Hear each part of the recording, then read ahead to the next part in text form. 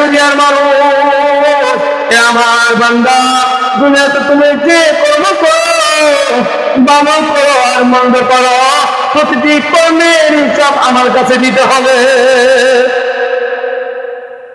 فمن زحزح عن النار وأدخل الجنة فقد فاز।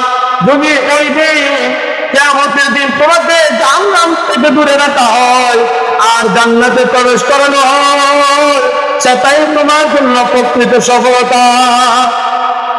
আজকে দুনিয়ার পেছনে দুনিয়ার জীবনটাকে শেষ করে দেই, দুনিয়ার হায়াতটাকে গনিমত মনে করি না।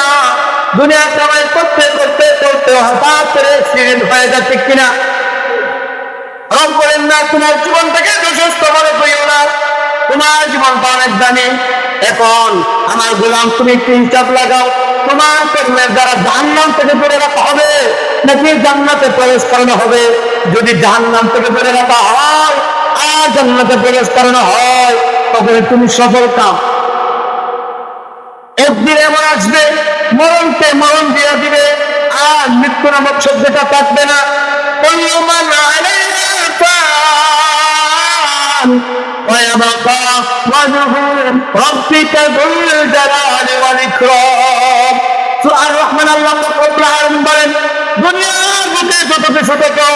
আসমান দেখো, জমিন দেখো, চন্দ্র দেখো, সূর্য দেখো, গ্রহ দেখো, নক্ষত্র দেখো, মানুষ দেখো, জিন দেখো, জন্তু হাইওয়ানাত সব কিছুকে আল্লাহ তাআলা একদিন ধ্বংস করে দিবে।